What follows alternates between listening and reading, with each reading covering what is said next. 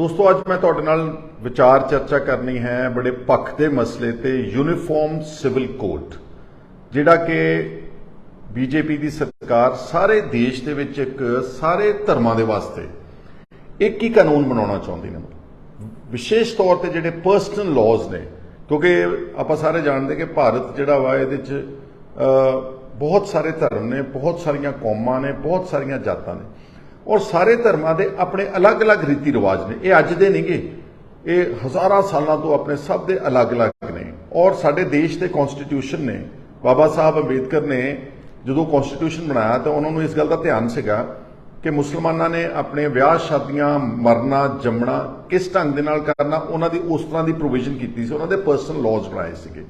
इस तरह जिहड़ियां होर घट गिनतियां ने, चाहे वह सिख ने, चाहे वह ईसाई ने, चाहे वह जैनी ने, चाहे वह बोधी ने, या होर जिहड़ियां इस तरह दी ट्राइब्स ने, जिहड़े ट्राइबल लोग ने, बहुत सारे इस तरह के ने जिहड़े उन्हां दा नॉर्मल समाज नाल कोई मेल नहीं खाता। तो ये काफ़ी अरसे तो यह डिबेट चलता सीगा कि सारे देश नूं एक यूनीफॉर्म सिविल कोड चला सकता वा, लेकिन पिछले 75 साल विच इसनूं अंजाम नहीं दिता गया, क्योंकि बहुत सारी एक समाज के वड्डे हिस्से वालों इस गल का हमेशा विरोध होता रहा और ये पर्टिकुलरली जिहड़ियां माइनॉरिटीज़ ने उन्होंने बहुत डट के विरोध किया। हुण एक बार बीजेपी ने फिर इसनूं पब्लिक डोमेन च लैके आए ने और तुसीं देख रहे हो कि अखबारां विच, टैलीविजन ते चर्चा चल रही। बीजेपी के इरादियां दा, मनसूबियां दा आपां सब नूं पता वा कि वह मैजोरिटेरियन कम्यूनिटी दे नाल पॉलिटिक्स कर रही है।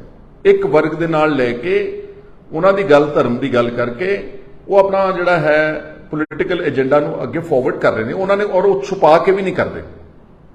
हुणे पार्लीमेंट का, नवीं जिहड़ी पार्लीमेंट की बिल्डिंग का उद्घाटन होया, हालांकि साडा कॉन्स्टिट्यूशन पर्टिकुलरली जिहड़ा उहदे च मुढ़ला असूल है कि असीं एक भारत जिहड़ा एक सैकुलर देश है, यानी कि सारे धर्मां दा बराबर का सत्कार किया जाऊ। लेकिन पार्लीमेंट के उद्घाटन वेले सारे देश के कोने कोने दे विचों केवल एक धर्म के लोगों को उत्थे इकट्ठे करके ते उन्हां दे राहीं पार्लीमेंट का जिहड़ा भी पूजा कराई गई या जिहड़ा उद्घाटन कराया गया उन्होंने अहमियत दी गई, बाकी सारे धर्म जिहड़े सीगे उन्होंने उरे परे करता। सो बीजेपी के एजेंडे बारे आपां नूं सब नूं पता वा, लेकिन अफसोस सानूं इस गल दा कि जिहड़ी पंजाब च इस वेले आम आदमी पार्टी की सरकार है, इन्हां दे 7 मैंबर राज्य सभा, वो पंजाब के लोगों ने पहला 92 MLA जिताए। उन्हां 92 MLA ने यह नहीं देखा, ना किसी ने कहा केजरीवाल नूं कि तुसीं बनाउण लगे हो राज्य सभा के मैंबर्स।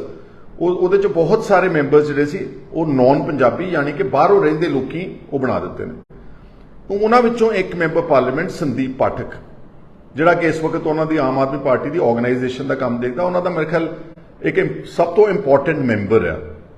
ਉਹਦੇ ਤੋਂ ਬਿਆਨ ਦਵਾਇਆ ਗਿਆ ਔਰ ਮੈਂ ਸਮਝਦਾ ਕਿ ਇਹ ਬਿਆਨ ਸ਼ਰਾਰਤ ਭਰਪੂਰ ਆ। ਇਹਦੇ ਚ ਇਹ ਬਿਆਨ ਅਰਵਿੰਦ ਕੇਜਰੀਵਾਲ ਨੇ ਉਹਦੇ ਕੋਲ ਦਵਾਇਆ just to test the waters, ਕਿ ਦੇਖੀਏ ਕਿ ਪਾਣੀ ਕਿੱਦਾਂ, ਕਿਸ ਤਰ੍ਹਾਂ ਦਾ, ਇਹਦੇ ਨਾਲ ਕਿੰਨੀ ਖਲਬਲੀ ਮਚੂਗੀ।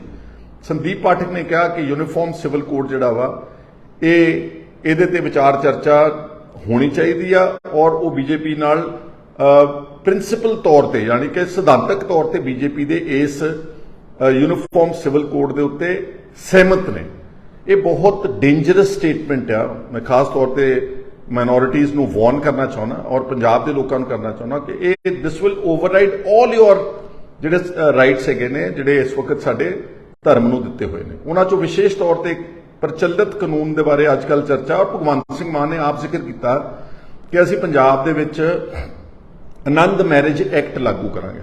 हाले तक जिहड़ियां सिखां दीयां जिन्नियां ब्याह शादियां रजिस्टर हो रही सीगियां वो पुराने हिंदू मैरिज एक्ट के तहत ही हो रही सीगियां। जिहड़ा प्रॉपर फुल फ्लैजड आनंद मैरिज एक्ट एक सैपरेट सानू एक्ट देना सी, वो हाले तक बन नहीं सकिया। हालांकि पार्लीमेंट में इसकी काफ़ी जदोजहद काफ़ी अरसे तो होंदी रही। भगवंत मान ने पिछे जे कहा कि असीं आनंद मैरिज एक्ट पंजाब दे विच लागू करांगे, परंतु इन्हां दा मैंबर पार्लीमेंट जिहड़ा भगवंत मान तो भी ज़्यादा पावरफुल है संदीप पाठक, वो कह रहा असीं यूनीफॉर्म सिविल कोड के हक में। अगर यूनीफॉर्म सिविल कोड लागू हुंदा अपने देश में तो समझ लेना कि आनंद मैरिज एक्ट, शरियात लॉ, निकाह ते जो उन्हां दे तलाक के कानून ने, मुसलमानां दे जो ईसाइयां दे शादी दे हैगे ने, वो सारे they will be presumed to be redundant, यानी कि वो सारे खत्म हो जाएंगे। फिर एक कोई यूनीफॉर्म सिविल कोड जिहड़ा बनूगा वो सारे धर्मां नूं गवर्न करेगा। ये तो भी एक डेंजरस सिचुएशन विशेष तौर पर पंजाब के सिखां दे वास्ते आ कि जिहड़ा साडा सिख गुरुद्वारा एक्ट है 1925 ਜਿਹਦੇ ਤਹਿਤ ਐਸਜੀਪੀਸੀ ਸਟੈਬਲਿਸ਼ ਹੋਈ, ਜਿਹਦੇ ਤਹਿਤ ਅਸੀਂ ਸਾਰੇ ਗੁਰਦੁਆਰਾਸ ਨੂੰ ਗਵਰਨ ਕਰਦੇ ਹਾਂ, ਅਗਰ ਯੂਨੀਫਾਰਮ ਸਿਵਲ ਕੋਡ ਆ ਜਾਂਦਾ ਵਾ in place, it might also override the Sikh Gurdwara act of 1925। ਫਿਰ ਸਾਡੇ ਜਿਹੜੇ ਗੁਰਦੁਆਰਾ ਸਾਹਿਬ ਦਾ ਵੀ ਕੰਟਰੋਲ ਹੈਗਾ ਵਾ, ਉਹ ਦਿੱਲੀੋਂ ਬੈਠੇ ਜਿਹੜਾ ਵੀ ਉਹ ਕਾਨੂੰਨ ਬਣਾਉਣਗੇ ਉਸ ਕਾਨੂੰਨ ਦੇ ਨਾਲ ਚੱਲਣਗੇ।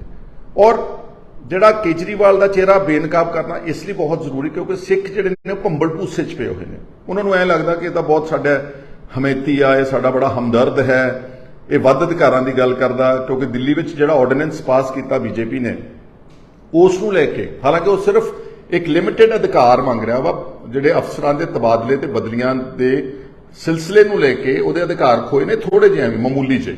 ਕਿੰਨਾ ਸ਼ੋਰ ਮਚਾਇਆ ਸਾਰੇ ਦੇਸ਼ ਵਿੱਚ, ਸਾਡਾ ਜਹਾਜ਼ ਲੈ ਕੇ ਭਗਵੰਤ ਮਾਨ ਨੂੰ ਸਾਰੀਆਂ ਪਾਰਟੀਆਂ ਦੇ ਲੀਡਰਸ ਨੂੰ ਘੁੰਮੇ ਮਿਲੇ।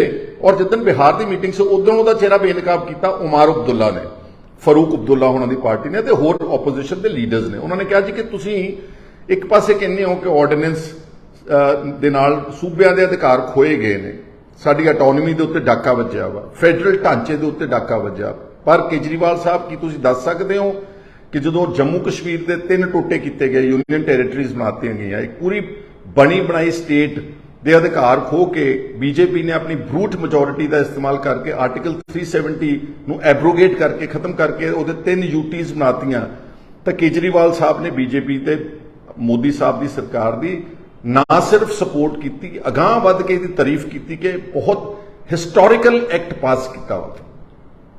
ਇਹ Omar Abdullah former chief minister Jammu Kashmir ਔਰ ਫਰੂਕ ਅਬਦੁੱਲਾ ਨੇ ਮੀਟਿੰਗ ਦੇ ਵਿੱਚ ਉਹਨਾਂ ਨੇ ਸਾਹਮਣੇ ਇਹਨੂੰ ਬਿਠਾ ਕੇ ਇਹਦੇ ਮੂੰਹ ਤੇ ਗੱਲ ਕਹੀ। ਔਰ ਤੁਸੀਂ ਦੇਖਿਆ ਹੋਣਾ ਕਿ ਜਿਹੜੀ ਆਪੋਜੀਸ਼ਨ ਦੀ ਸਾਂਝੀ ਪ੍ਰੈਸ ਕਾਨਫਰੰਸ ਹੋਈ ਬਾਅਦ ਵਿੱਚ, ਸ਼ਾਇਦ 23 ਜੂਨ ਦੀ ਗੱਲ ਹੈਗੀ ਆ, ਉਸ ਪ੍ਰੈਸ ਕਾਨਫਰੰਸ ਵਿੱਚ ਅਰਵਿੰਦ ਕੇਜਰੀਵਾਲ ਨੇ ਬਾਇਕਾਟ ਕਰਤਾ, ਬਾਹਰ ਉੱਠ ਕੇ ਨਾਰਾਜ਼ਗੀ ਵਿੱਚ ਚਲੇ ਗਿਆ। ਇੱਥੇ ਬਸ ਨਹੀਂ, ਜਿਹੜਾ ਸਿਟੀਜ਼ਨ ਅਮੈਂਡਮੈਂਟ ਐਕਟ ਬਣਿਆ, ਜਿਹੜਾ CAA ਕਾਨੂੰਨ ਬਣਾਇਆ ਗਿਆ, ਉਹ ਸਾਰੇ ਦੁਨੀਆ ਅੱਛੀ ਤਰ੍ਹਾਂ ਜਾਣਦੇ ਆ ਕਿ ਉਹ ਵੀ ਇੱਕ ਮਾਈਨੋਰਿਟੀਜ਼ ਦੇ ਖਿਲਾਫ ਕਾਨੂੰਨ ਬਣਾਇਆ। ਜਿਹੜਾ ਸ਼ਾਹੀਨ ਬਾਗ ਵਿੱਚ ਮੋਰਚਾ ਲੱਗਿਆ ਰਿਹਾ ਦਿੱਲੀ ਦੇ ਵਿੱਚ, ਸ਼ਾਹੀਨ ਬਾਗ ਦੀ ਤਾਂ ਕੀ ਸਪੋਰਟ ਕਰਨੀ ਸੀ, ਇਹਨਾਂ ਨੇ CAA ਦੀ ਵੀ ਸਪੋਰਟ ਕੀਤੀ ਬੀਜੇਪੀ ਦੇ ਉਸ ਕਾਨੂੰਨ ਦੇ। ਮੈਂ ਤਾਂ ਸਿਰਫ ਇਹ ਤੁਹਾਨੂੰ ਦੱਸਣਾ ਚਾਹੁੰਦਾ ਕਿ ਅਸਲ ਵਿੱਚ ਕੇਜਰੀਵਾਲ ਜਿਹੜਾ ਹੈ ਅੰਦਰੋਂ ਔਰ ਸਿਧਾਂਤਕ ਤੌਰ ਤੇ ਆਈਡੀਓਲੋਜੀਕਲੀ ਵਾਈਜ਼ ਉਹ ਬੀਜੇਪੀ ਦੀ ਦੂਸਰੀ ਕਾਪੀ ਹੈ। ਜੇ ਮੈਂ ਗਲਤ ਨਾ ਹੋਵਾਂ ਤੇ ਉਹ ਇੱਕ ਕਿਸਮ ਦਾ ਸੌਫਟ ਹਿੰਦੂਤਵਾ ਫੋਲੋ ਕਰ ਰਹੇ ਨੇ। ਉਹ ਚਾਹੁੰਦੇ ਨੇ ਕਿ ਬੀਜੇਪੀ ਦੀ ਲਾਈਨ ਫੋਲੋ ਕਰਕੇ, ਜਿੱਦਾਂ ਦੀ ਬੀਜੇਪੀ ਨੇ ਰਾਜਨੀਤੀ ਕੀਤੀ ਆ, ਇੱਕ ਹਿੰਦੂ ਵਰਗ ਦੇ ਲੋਕਾਂ ਨਾਲ ਜੋ ਉਹਨਾਂ ਨੂੰ ਇੰਪੋਰਟੈਂਸ ਦਿੱਤੀ ਆ, ਅਸੀਂ ਵੀ ਉਸ ਰਾਹ ਤੇ ਚੱਲਾਂਗੇ ਤਾਂ ਸ਼ਾਇਦ ਸੱਤਾ ਦੇ ਜ਼ਿਆਦਾ ਕਰੀਬ ਪਹੁੰਚ ਜਾਵਾਂਗੇ। ਪਰ ਇਹ ਗੱਲ ਪੰਜਾਬ ਦੇ ਲੋਕਾਂ ਨੂੰ ਔਰ ਵਿਸ਼ੇਸ਼ ਤੌਰ ਤੇ ਨਾ ਸਿਰਫ ਸਿੱਖਾਂ ਨੂੰ, ਬਲਕਿ ਜਿਹੜੇ ਲਿਬਰਲ ਸਾਡੇ ਲੀਡਰਸ ਨੇ, ਡਾਕਟਰ ਧਰਮਵੀਰ ਗਾਂਧੀ ਵਰਗੇ, ਜਿਹੜੇ ਸੁਲਝੇ ਹੋਏ ਨੇ, ਜਿਹੜੇ ਹਰ ਗੱਲ ਦੇ ਦੂਰਅੰਦੇਸ਼ ਇੰਪੈਕਟ ਸਮਝਦੇ ਨੇ, ਉਹਨਾਂ ਦੀ ਗੱਲ ਆਪਾਂ ਨੂੰ ਧਿਆਨ ਨਾਲ ਸੁਣਨੀ ਚਾਹੀਦੀ ਹੈ। ਇਲੈਕਸ਼ਨ ਤੋਂ ਪਹਿਲਾਂ ਵੀ ਉਹਨਾਂ ਨੇ ਬਹੁਤ ਕਿਹਾ ਕਿ ਇਹ ਜਿਹੜਾ ਬੰਦਾ ਹੈ ਅਰਵਿੰਦ ਕੇਜਰੀਵਾਲ, ਬੇਸਿਕਲੀ ਇਹ ਛੋਟਾ ਮੋਦੀ ਆ, ਉਸੇ ਲੀਹ ਤੇ ਉੱਤੇ ਚੱਲ ਰਿਹਾ। ਔਰ ਹੁਣ ਉਹਦੇ ਕੰਡਕਟ ਤੋਂ, ਉਹਦੀ ਜਿਹੜੀ ਵਿਚਾਰਧਾਰਾ ਹੈ, ਤੁਸੀਂ ਦੇਖ ਰਹੇ ਹੋ ਦਿੱਲੀ ਵਿੱਚ ਕਿੰਨੇ ਪਿੱਛੇ ਜੇ ਦੰਗੇ ਹੋਏ, ਇੱਕ ਫਿਰਕੇ ਦੇ ਲੋਕਾਂ ਨੂੰ ਸ਼ਰੇਆਮ ਮਾਰਿਆ ਗਿਆ। ਕੀ ਅਰਵਿੰਦ ਕੇਜਰੀਵਾਲ ਨੇ ਕਦੀ ਹਾਂ ਦਾ ਨਾਰਾ ਮਾਰਿਆ ਉੱਥੇ? ਕਦੇ ਵੀ ਨਹੀਂ ਮਾਰਿਆ।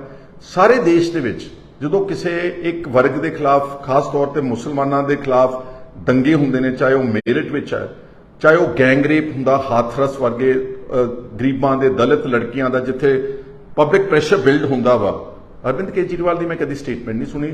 ਵਰਨਾ ਰੋਜ਼ ਟਵਿੱਟਰ ਦੇ ਉੱਤੇ ਬੈਠੇ ਹੁੰਦੇ ਨੇ, ਛੋਟੀ ਛੋਟੀ ਗੱਲ ਤੇ ਟਵੀਟ ਕਰਦੇ ਨੇ, ਲੇਕਿਨ ਮਾਈਨੋਰਿਟੀਜ਼ ਦੇ ਹੱਕ ਦੇ ਵਿੱਚ ਬੀਜੇਪੀ ਨੂੰ ਉਹਨਾਂ ਨੇ ਕਦੀ ਅਪੋਜ਼ ਨਹੀਂ ਕੀਤਾ। ਇਸ ਲਈ ਮੇਰਾ ਤਾਂ ਇੱਕ ਵਾਰਨ ਕਰਨਾ ਮੇਰਾ ਫਰਜ਼ ਹੈਗਾ ਵਾ ਸਾਰੇ ਸਿੱਖਾਂ ਨੂੰ, ਪਾਰਟੀਬਾਜ਼ੀ ਤੋਂ ਉੱਤੇ ਉੱਠ ਕੇ, ਜਿੱਦਾਂ ਆਪਾਂ ਆਪਣੇ SGPC ਵਿੱਚ ਜਿਹੜੀ ਨਾ ਅਮੈਂਡਮੈਂਟ ਕੀਤੀ, ਇਹ ਵੀ ਇੱਕ ਗਲਤ ਡਾਕਾ ਮਾਰਿਆ ਹੈ ਭਗਵੰਤ ਸਿੰਘ ਮਾਨ ਦੀ ਸਰਕਾਰ ਨੇ। ਇਹ ਆਪਾਂ ਨੂੰ ਕਦੀ ਮੰਨਣਾ ਸਵੀਕਾਰ ਨਹੀਂ ਕਰਨਾ ਚਾਹੀਦਾ। ਠੀਕ ਹੈ, SGPC ਵਿੱਚ 100 ਨੁਕਸ ਹੋਣਗੇ, ਸਾਡੀ ਬਾਦਲ ਪਰਿਵਾਰ ਦੇ ਨਾਲ 100 ਡਿਫਰੈਂਸਸ ਹੋਣਗੇ ਪੋਲੀਟੀਕਲ, ਲੇਕਿਨ ਇਹਦਾ ਮਤਲਬ ਇਹ ਥੋੜ੍ਹਾ ਕਿ ਸਾਡੀ ਜਿਹੜੀ ਇੱਕ ਬੋਡੀ ਹੈ 100 ਸਾਲ ਪੁਰਾਣੀ ਸ਼੍ਰੋਮਣੀ ਗੁਰਦੁਆਰਾ ਪ੍ਰਬੰਧਕ ਕਮੇਟੀ, ਕੀ ਉਹਦੇ 'ਚ ਅਸੀਂ ਪੰਜਾਬ ਸਰਕਾਰ ਨੂੰ ਮੁਦਾਖਲਤ ਕਰਨ ਦੇਵਾਂਗੇ? ਅੱਜ ਇਹਨਾਂ ਨੇ ਇੱਕ ਗੁਰਬਾਣੀ ਦਾ ਸਹਾਰਾ ਲੈ ਕੇ ਅਮੈਂਡਮੈਂਟ ਪਾਸ ਕੀਤੀ ਹੈ, ਕੱਲ ਨੂੰ ਕਹਿ ਦੇਣਗੇ ਅਸੀਂ 50 ਮੈਂਬਰਸ ਨਾਮਜ਼ਦ ਕਰ ਦਿੱਤੇ ਆ, ਪੌਣੇ 200 ਦਾ ਇਲੈਕਟਡ ਮੈਂਬਰ ਹਾਊਸ ਹੈ, 50 ਮੈਂਬਰ ਪੰਜਾਬ ਸਰਕਾਰ ਕੋ ਅਸੀਂ ਨਾਮਜ਼ਦ ਕਰਤੇ, 50 ਦੀ ਵੋਟਾਂ ਸਿੱਧੀਆਂ ਡਾਇਰੈਕਟਲੀ ਪਾ ਲੈਣਗੇ ਤੇ ਤੁਹਾਡੇ ਤੋਂ SGPC ਖੋਲਣਗੇ। ਅਸਲ ਵਿੱਚ ਇਹ SGPC ਤੇ ਵੀ ਚੋਰ ਦਰਵਾਜ਼ੇ ਰਾਹੀਂ ਕਾਬਜ਼ ਹੋਣਾ ਚਾਹੀਦਾ। ਮੈਂ ਪਹਿਲਾਂ ਵੀ ਤੁਹਾਨੂੰ ਵਾਰਨ ਕੀਤਾ ਸੀ ਔਰ ਮੈਂ ਫਿਰ ਕਹਿਣਾ ਚਾਹੁੰਦਾ, ਔਰ ਜਿਹੜਾ ਯੂਨੀਫਾਰਮ ਸਿਵਲ ਕੋਡ ਆ, ਇਸ ਨੂੰ ਹਰ ਲਿਬਰਲ ਵਿਅਕਤੀ ਨੂੰ, ਜਿਹੜਾ ਭਾਰਤ ਦੇ ਇੰਟਰਸਟ ਵਿੱਚ ਆ, ਜਿਹੜਾ ਚਾਹੁੰਦਾ ਵਾ ਕਿ ਸਾਰੇ ਵਰਗਾਂ ਦੇ ਸਾਰੇ ਧਰਮਾਂ ਦੇ ਲੋਕਾਂ ਦਾ ਸਤਿਕਾਰ ਹੋਣਾ ਚਾਹੀਦਾ, ਆਪਾਂ ਸਭ ਨੂੰ ਮਿਲ ਕੇ ਇਸ ਦਾ ਡਟ ਕੇ ਵਿਰੋਧ ਕਰਨਾ ਚਾਹੀਦਾ। ਔਰ ਪੰਜਾਬ ਦੇ ਜਿਹੜੇ ਆਮ ਆਦਮੀ ਪਾਰਟੀ ਦੇ ਵੋਲੰਟੀਅਰਸ ਆ, ਦੇਖੋ ਮੈਂ ਦੁਬਾਰਾ ਫਿਰ ਕਹੀ ਜਾਂਦਾ, ਤੁਹਾਨੂੰ ਕੁਝ ਨਹੀਂ ਦੇ ਰਹੇ, ਇਹ ਇੰਪੋਰਟੈਂਟ ਪੋਜੀਸ਼ਨਸ ਜਾ ਰਹੀਆਂ ਨੇ ਸਾਰੀਆਂ ਗੈਰ ਪੰਜਾਬੀਆਂ ਨੂੰ। ਜਿਹੜਾ ਪਿੱਛੇ ਲਾਇਆ ਇਹਨਾਂ ਨੇ ਰੇਰਾ ਦਾ ਚੇਅਰਮੈਨ, ਜਿਹੜੀ ਇੱਕ ਅਥਾਰਟੀ ਹੈਗੀ ਆ, ਜਿੰਨੇ ਵੀ ਰੀਅਲ ਏਸਟੇਟ ਦੇ ਡਿਸਪਿਊਟਸ ਹੁੰਦੇ ਉਹ ਇੱਕ ਲਿਆ ਕੇ ਇਹਨਾਂ ਨੇ ਆਪਣਾ ਐਡੀਸ਼ਨਲ ਚੀਫ ਸੈਕਟਰੀ ਸੀ ਸ਼ਾਇਦ ਰਿਟਾਇਰਡ ਦਿੱਲੀ ਦਾ ਕੇਜਰੀਵਾਲ ਦਾ ਬੰਦਾ, ਉਸ ਨੂੰ ਲਾਇਆ। ਫਿਰ ਇਹਨਾਂ ਨੇ ਲਾਇਆ ਪੰਜਾਬ ਸਕੂਲ ਐਜੂਕੇਸ਼ਨ ਬੋਰਡ ਦੀ ਚੇਅਰਪਰਸਨ ਲਾਉਣਾ ਸੀ, ਚੇਅਰਮੈਨ ਦੀ ਪੋਜੀਸ਼ਨ ਖਾਲੀ ਸੀ, ਇਹਨਾਂ ਨੇ ਸ਼ਾਇਦ ਕੋਈ ਮਿਸਿਸ ਬੇਦੀ ਇਹਨਾਂ ਦੀ ਚਹੇਤੀ ਸੀ ਉੱਥੋਂ ਦਿੱਲੀੋਂ, ਫਿਰ ਉਸ ਨੂੰ ਲਾਇਆ। ਆ ਪਿਛਲੇ ਦਿਨਾਂ ਵਿੱਚ ਜਿਹੜੀ ਸਾਡੀ Baba Farid medical health university ਆ, ਉਸ ਦਾ ਚੇਅਰਮੈਨ ਲਾਉਣਾ ਸੀਗਾ, ਪੰਜਾਬ ਦੇ ਬੰਦੇ ਛੱਡ ਕੇ, ਪੀਜੀਆਈ ਦੇ ਐਮੀਨੈਂਟ ਡਾਕਟਰਸ ਛੱਡ ਕੇ। ਡਾਕਟਰ ਬਲਜਿੰਦਰ ਸਿੰਘ ਨੂੰ ਮੈਂ ਪਰਸਨਲੀ ਜਾਣਦਾ, ਜਿਹੜੇ ਨਿਊਕਲੀਅਰ ਮੈਡੀਸਨ ਦਾ ਉਹਨਾਂ ਕੋਲ ਐਡੀਸ਼ਨਲ ਚਾਰਜ ਵੀ ਰਿਹਾ ਪੀਜੀਆਈ ਦਾ। ਇੱਕ ਸ਼ਾਇਦ ਹੋਰ ਪੀਜੀਆਈ ਦੇ ਡਾਕਟਰ ਸੀ, ਇੱਕ ਸ਼ਾਇਦ ਜਨਰਲ ਹਸਪੀਟਲ ਦੇ ਡਾਕਟਰ ਸੀਗੇ। ਉਸ ਪੈਨਲ ਦੇ ਪੰਜਾਬੀਆਂ ਸਾਰਿਆਂ ਨੂੰ ਛੱਡ ਕੇ ਇੱਕ ਦਿੱਲੀੋਂ ਲਿਆ ਕੇ, ਉਹਦਾ ਨਾਮ ਮੈਂ ਭੁੱਲ ਰਿਹਾ ਉਸ ਬੰਦੇ ਦਾ, ਉਸ ਨੂੰ ਇਹਨਾਂ ਨੇ ਚੇਅਰਮੈਨ ਵਾਈਸ ਚਾਂਸਲਰ ਲਾ ਦਿੱਤਾ ਉਸ ਬਾਬਾ ਫਰੀਦ ਹੈਲਥ ਯੂਨੀਵਰਸਿਟੀ ਦਾ। ਅਗਰ ਆਪਾਂ ਇਦਾਂ ਹੀ ਲੰਮੇ ਪਏ ਰਹੇ, ਚੁੱਪ ਕਰਕੇ ਬੈਠੇ ਰਹੇ, ਉਹ ਦਿਨ ਦੂਰ ਨਹੀਂਗਾ ਜਦੋਂ ਪੰਜਾਬ ਨੂੰ ਪਹਿਲਾਂ ਤਾਂ ਹੁਣ ਸਿੱਧੇ ਤੌਰ ਤੇ ਚਲਾ ਰਹੇ ਸੀਗੇ, ਸਿੱਧੇ ਤੌਰ ਤੇ ਗੈਰ ਪੰਜਾਬੀ ਜਿਹੜੇ ਨੇ ਉਹ ਆਣ ਕੇ ਚਲਾਉਣਗੇ। ਲੇਕਿਨ ਅੱਜ ਦਾ ਮੇਰਾ ਵਿਸ਼ਾ ਜਿਹੜਾ ਯੂਨੀਫਾਰਮ ਸਿਵਲ ਕੋਡ ਆ, ਉਸ ਨੂੰ ਸਭ ਨੂੰ ਵਿਰੋਧ ਕਰਨਾ ਚਾਹੀਦਾ, ਔਰ ਖਾਸ ਤੌਰ ਤੇ ਆਮ ਆਦਮੀ ਪਾਰਟੀ ਦੇ ਵੋਲੰਟੀਅਰਸ ਨੂੰ ਕਿ ਆਪਣੇ ਮੈਂਬਰਸ ਰਾਜ ਸਭਾ ਨੂੰ ਪੁੱਛੋ ਕਿ ਚੁਣਨ ਵਾਲੇ ਅਸੀਂ ਆ ਪੰਜਾਬ ਦੇ ਲੋਕ, ਤੇ ਤੁਸੀਂ ਕਰ ਰਹੇ ਹੋ ਬੀਜੇਪੀ ਦੀ support uniform civil code. Kejriwal ਨੂੰ ਔਰ ਭਗਵੰਤ ਸਿੰਘ ਮਾਨ ਨੂੰ, ਇਹਨਾਂ ਨੂੰ ਪਬਲਿਕ ਡੋਮੇਨ ਵਿੱਚ ਆਣ ਕੇ ਕਲੈਰੀਫਾਈ ਕਰਨਾ ਚਾਹੀਦਾ ਕਿ ਇਹ ਯੂਨੀਫਾਰਮ ਸਿਵਲ ਕੋਡ ਦੇ ਕਿਹੜੇ ਪਾਸੇ ਖੜੇ ਨੇ, ਬੀਜੇਪੀ ਵਾਲੇ ਪਾਸੇ ਖੜੇ ਨੇ ਜਾਂ ਬੀਜੇਪੀ ਦੇ ਖਿਲਾਫ ਵਾਲੇ ਪਾਸੇ ਖੜੇ ਨੇ, ਜਿੱਥੇ ਸਾਰੀ ਦੇਸ਼ ਦੀ ਆਪੋਜੀਸ਼ਨ ਇਕੱਠੀ ਹੋਵੇਗੀ। ਇਸ ਵਿਸ਼ੇ ਤੇ ਮੇਰੇ ਨਾਲ ਜੁੜਨ ਵਾਸਤੇ ਤੁਹਾਡਾ ਸਾਰਿਆਂ ਦਾ ਬਹੁਤ ਬਹੁਤ ਸ਼ੁਕਰੀਆ, ਧੰਨਵਾਦ।